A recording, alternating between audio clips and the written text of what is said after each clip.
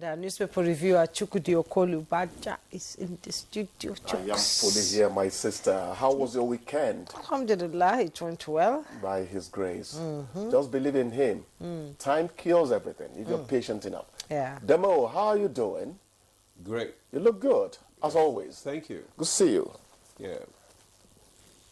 Yeah, Jumai. Well, yeah, I was just waiting for you to talk about the UEFA Championship. Oh, actually. no. So we have some papers that came in now, and let's quickly go through them. I have the... Mr. Demola, can you start? Okay, Yes. let me start with the leadership newspaper. Yeah. The leadership newspaper says, just above the the nameplate, Buhari, Akpabio, Abbas, others mourn victims of Kano auto crash. Details of that story can be found on page 6.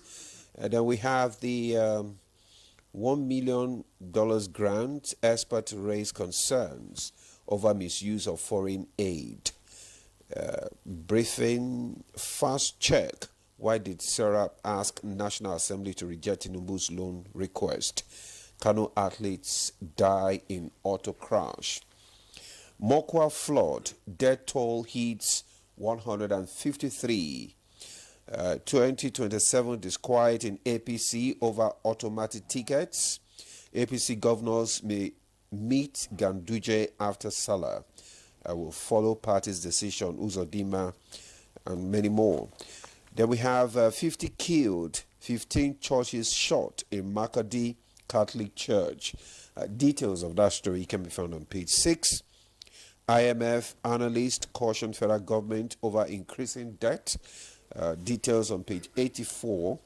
Abuja water shortage due to plant rehabilitation. Wike. Details of that story can be found on page 78. Federal government moves to cut $1.5 billion dairy imports. Details on page 17. Are you set now, Joanne? Yeah, I'm set. Okay. Let's quickly go to the Daily Times newspaper this morning. Daily Times newspaper. We begin just above the masthead. NDLEA arrests 2 Saudi-bound pilgrims, intercept 9.3 billion naira opioids. Find the details on page 5. And below the picture story you see there, Nigeria security and political economy. That's part 1. You want to find out what it's all about, you go to page 16. IOCs not exiting Nigeria. That's coming from the presidency. You find the details on page 2. FG backs NSITF expansion of employees compensation for public servants. Find details on page 11. Amechi gave Tinubu dose of his own medicine in 2022. That's coming from Wole Soyinka, the Nobel laureate. And Lagos Calabar Coastal Highway, a rushed celebration of unfinished dream. That's coming from Ame. And no reason peace will not reign between me and my Oga. That's coming from the suspended Rivers State Governor Fubara. And the headlines in the Daily Times: judiciary workers begin nationwide indefinite strike today. Want all the details? You go to page 2. Let's quickly go to the Business Nigeria. And above the masthead of the Business Nigeria, let me go. Tinubu flags off 30-kilometer Lagos-Calabar highway section. Find the details on page 2. Above the masthead, Nigeria's economic shift, progress and promise yet to fulfill. Find the details on page 9. And NDIC begins payouts to Pearl microfinance depositors and stakeholders. If you're one of them, you go to page 2 for the details. And Serap, in the headlines, sues NMPCL over missing 500 billion naira oil revenue. You find all the details on page 2 too. And Dangote turns to U.S. crude again. Imports 5 million barrels of U.S. crude for July. You find it, all the details inside the paper. And Nigeria overtakes Sudan as Africa's worst for child malnutrition. That's quite alarming. And shutdown looms. 9 Mobile in financial crisis. Network will spark exodus. And at the bottom plate of the Business Nigeria, OPEC Plus output surge puts fresh pressure on Nigeria. Find the details on page 2, Mr. Chukudi. That's about what I have here. Thank you.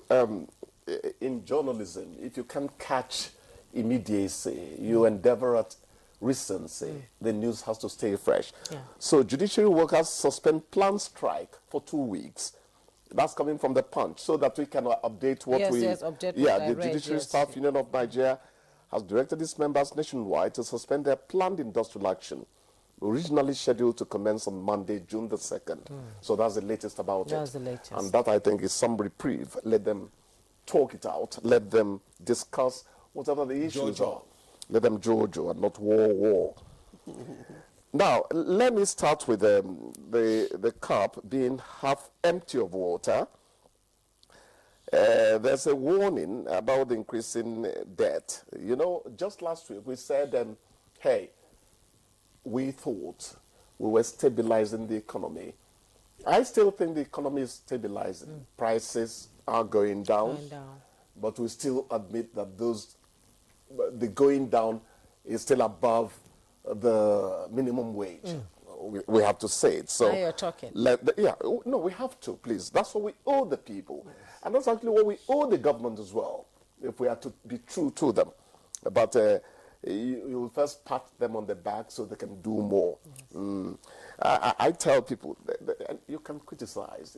It's not what you say in criticism that matters. It's usually how you say it. That's it. That's why some people can tell a man to go to hell in a way that they look forward to the trip. Okay? So the debt, IMF and the analysts are cautioning over increasing debt. But the question I ask, why wait for people from outside to warn the federal government? I hope the Debt Management Office is not playing sycophancy. Very important. Very important. It's better that your children begin to tell you, Mommy, this is what you do no good, Daddy. Not for your uncles, because that could actually develop into a quarrel. But when you start from home, it is usually better. So if indeed economists think that we are beginning to stray into that region of concern, we have to be careful, because the job should be to keep on increasing the economy. But, you know, sometimes government will tell you that borrowing is not really a bad thing. It is the quantum effect of what it will create. Is it jobs that are coming? Is it going to raise the GDP ultimately? Chooks, all that. Yes, Chooks, sir. we're sorry, we have to borrow your time this morning. Okay. Because we are pressed for time. Okay. Please, we have to round up.